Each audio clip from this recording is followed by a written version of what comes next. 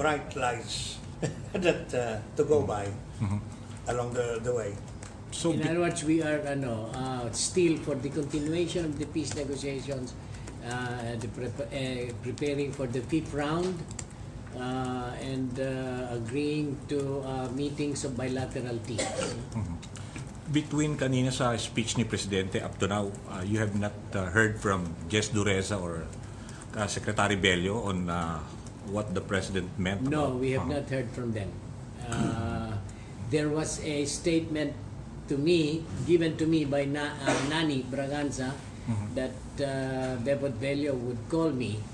And then the third-party facilitator also informed me that Jess Dureza would also call, but up to now we have not received any call.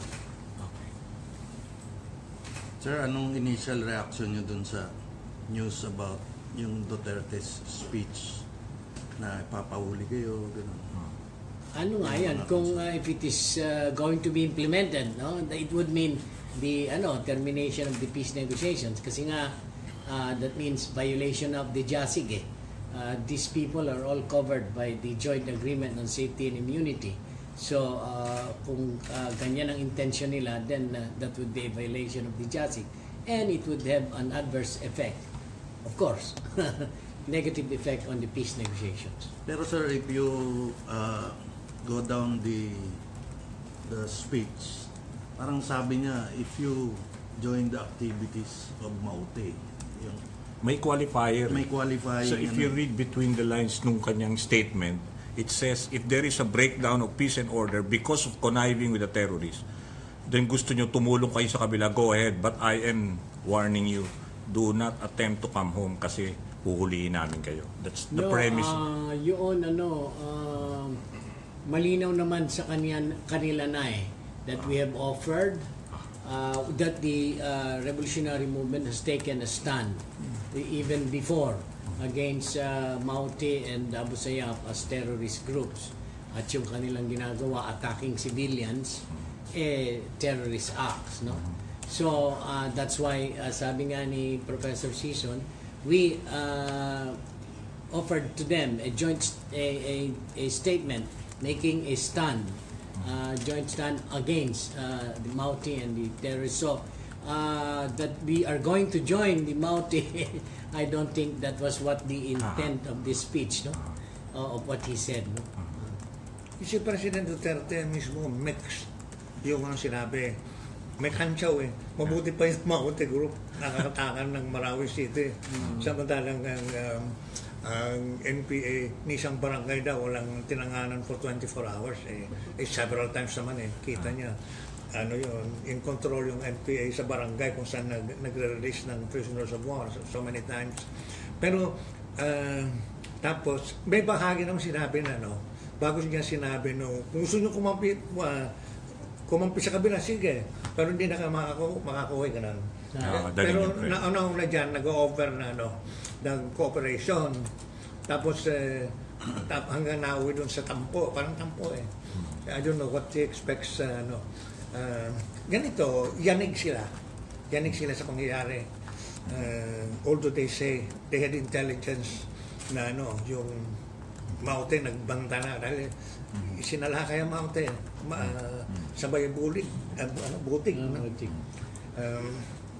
at saka may mixed signal sa mga themselves yung sino yung particular na commander sa ground, sabi niya bago nag-martial law proclamation situation stabilized under control, di ba? Padilla. Ang nakakugulan lang sa akin kanina yung nabasa ko, abang sabi ni Lorenzana, yung there is no need for martial law. So among themselves, they give mixed signals to each other. So anyway, nakikita naman natin na baka yanig sila sa pangyayari.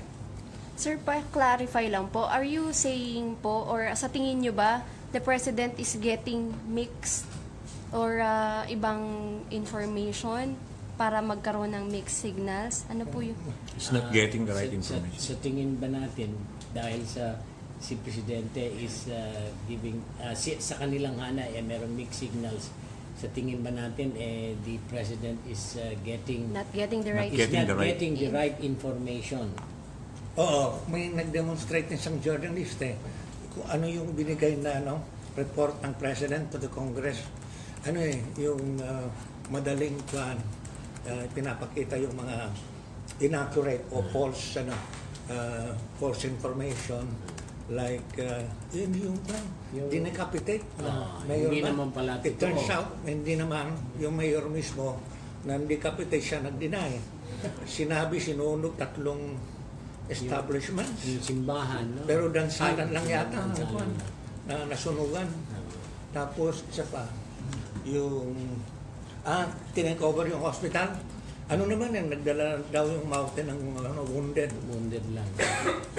So, and the president is supposed to be the most responsible according to the 87 Constitution in the exercise of the Commander-in-Chief provisions. And then he's supposed to be the most threatened, and the best informed, Ngayon, kung may i-compare mo yung report to Congress and the actual facts and yon, maging vulnerable si President Duterte sa gano'n. But of course, we give an opening within the framework by the 7th Constitution. He can either call for the troops to suppress lawless violence or take some measure of martial law. When I cite this, I'm not endorsing the present extent of martial law, no? But what I'm trying to indicate is that when it turns out that the problem can be solved by less measures that are harsh, no? By less harsh measures, then you can adjust, no? Di ba? That's an opening for him to adjust, because any inaccuracy in estimates can be corrected, no? So, what we are suggesting is to move forward from a certain point of agreement so that the peace negotiations can continue. But at this point, sir, pa-clarify lang, ano yung mga options nyo now? We'll have to hear first the advice of the lawyers, no? On what can be done. Kay Buggy Mendoza. Yung dito may note sa akin na I have to clarify daw that yung information given by a certain Buggy Mendoza, I don't know, about NPA Mauti cooperation, if this is false, no? We have no cooperation No link up. with Mauti. We have no link up. We are against Mauti. Kalokohan yan outrightly, no? As a matter of fact, from my personal viewpoint, there are those who say, on the other hand, na false flag operation yung Marawi. But yung kita ko naman na nagulantang si Duterte, kararating pa lang niya sa Russia, gusto na niyang bumalik, no? Talagang bagamat sinasabi may advanced knowledge sila, there is no hard evidence yet. Samantala ito naman loko-lokong former intelligence officer si Bugid, dating anti-rabid, anti-communist yan at saka meron siyang pinagkakakitaan na parang think tank, anong tawag? Institute of Strategic something. Violence Peace. and Terrorism. But he never really never really advocates peace. Yun naman, hindi nadawit niya yung NPA sa Mauti. Fidel, if the President did not make this announcement, kailan sana yung schedule ng return ng mga consultants? When are they supposed to go back sana? No, after this round, after Yung staying nag-breakdown here, nga, oh. we still have time to yung post consultations namin, assessment up to June 5. Iba-iba ang Schedule. ang schedule ng pag-uwi. Pero tama ba yung figure? Mga 14 sila na supposedly facing threats of arrest? At Yung dito, For now, na yung mga nandito. nandito ngayon na may, Working. may bail na covered and Yeah, JASI. if we are going to go by the statement of the president, not only those who were whom we ordered release, no? I don't know kung 14. I think it would be less, no? But then of course kasama namin din yung mga hindi naman under arrest noon na na binigyan ng parang bail, no? To join lang sa peace talks.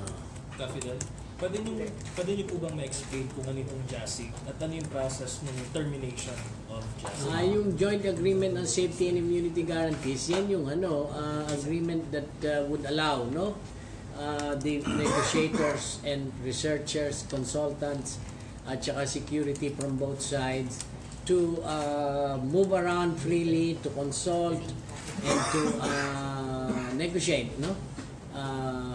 Kaya ang ano nyon they are given immunity and security guarantees for what they're doing in connection with the peace negotiations.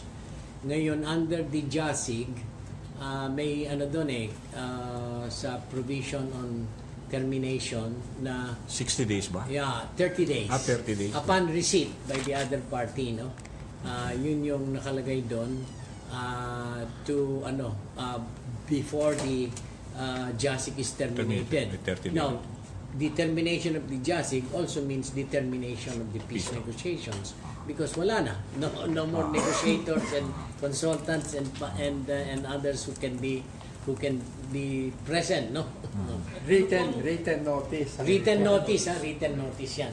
Ano po ang implication if may isang party na mag-decide na hindi susundin ito na provision ng JASIG? Then he's violating the JASIG and he's not keeping his word, no? Ano po ang implication nito sa buong peace process? Wala na rin. Terminated na rin ang peace negotiations. Kung terminated ang JASIG. Yung JASIG is the legal instrument na nandun yung mechanism for terminating peace negotiations.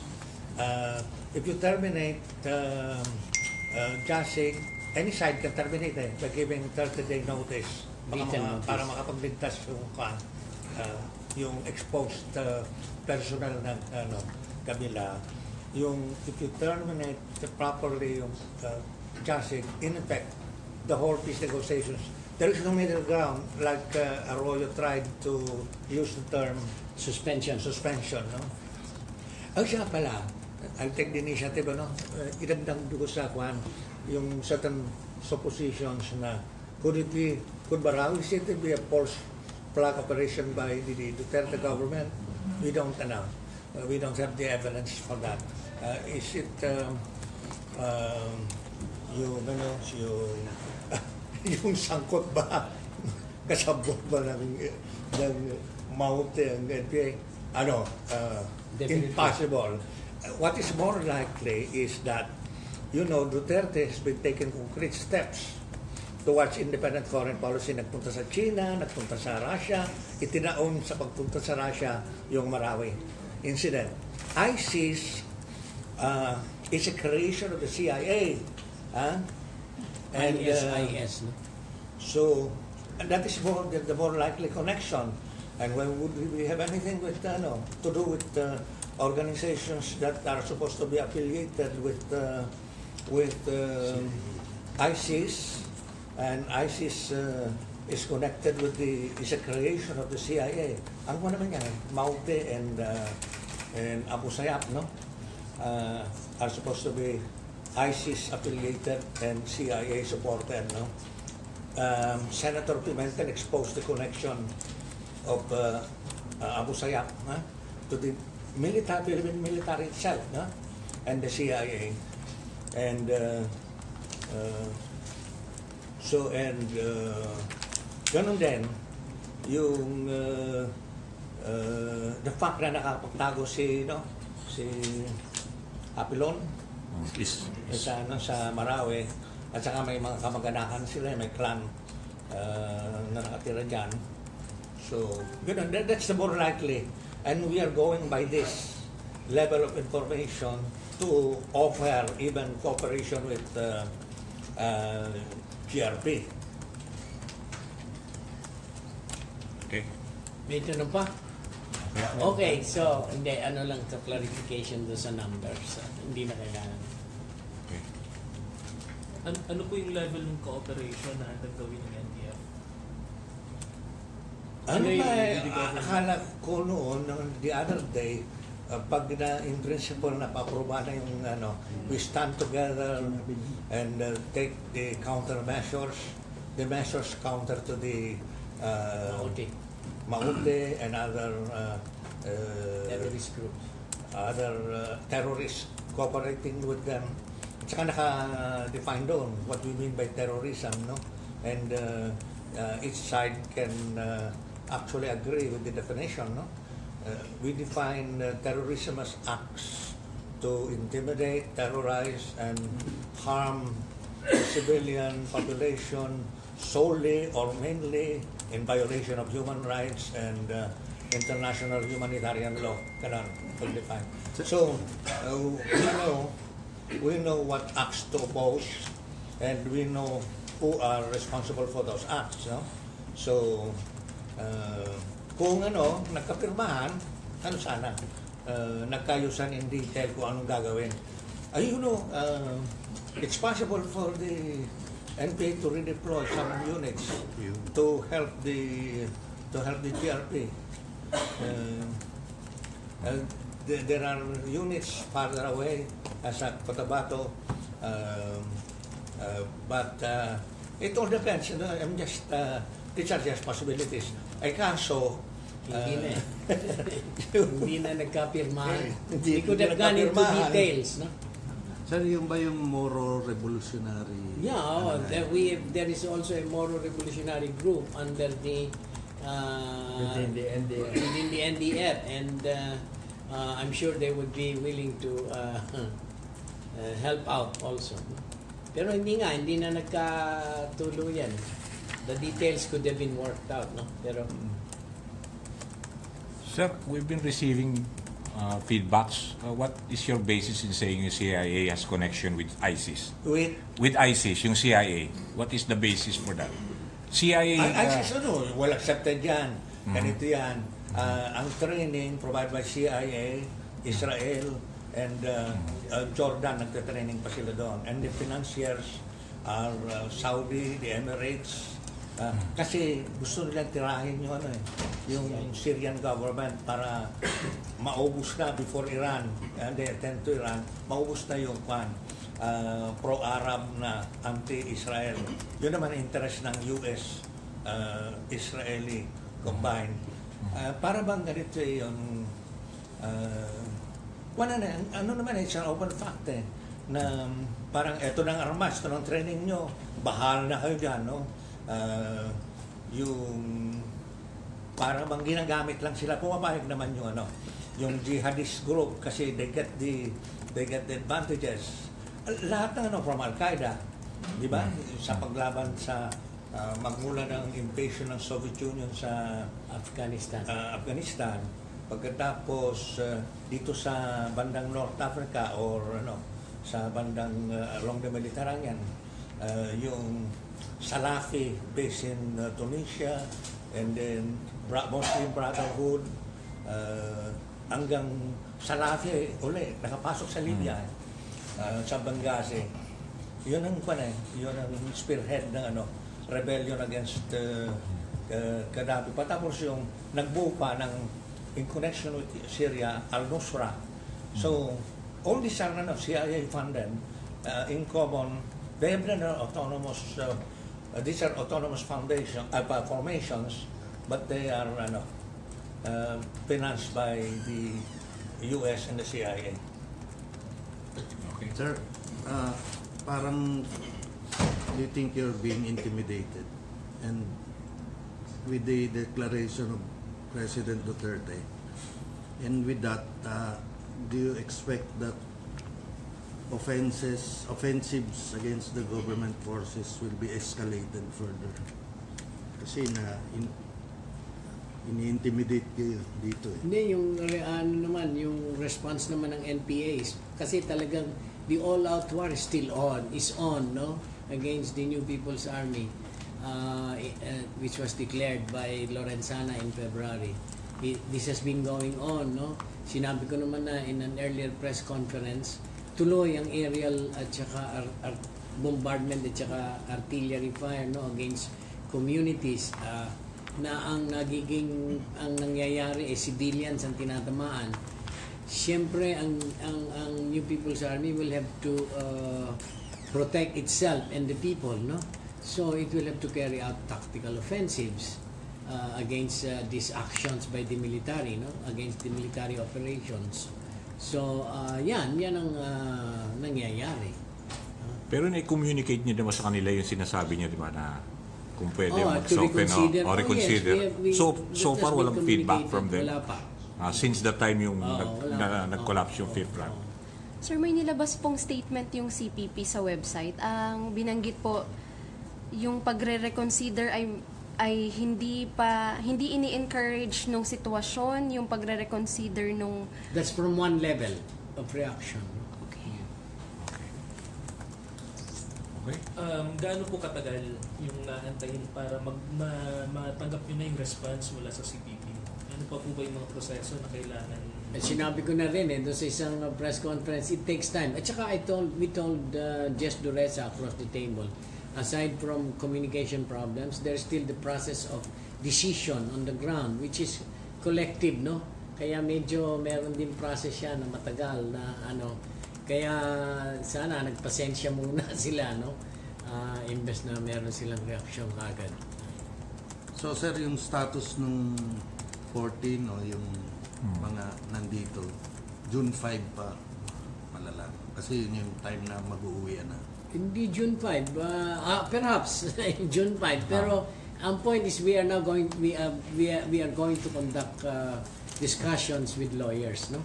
They would know better how to proceed, no? Sir, is there a possibility that if the President will make through with this statement na they will be arrested, yung possibility, hypothetical, pero can they seek asylum here? Oo, that statement of Duterte in effect, is proof enough for anyone to apply for political asylum. Pero we'll have to consult lawyers to find out, no? Kasi andun na yun parang yung persecution andun na Are the 14 considering that? Because they this have is their something problem. that we have individual kasi. Ang application for political asylum is an individual decision. So we'll have to discuss. Ano? Give us time also to discuss. Sa ngayon, ayaw muna namin pag-isipan yan.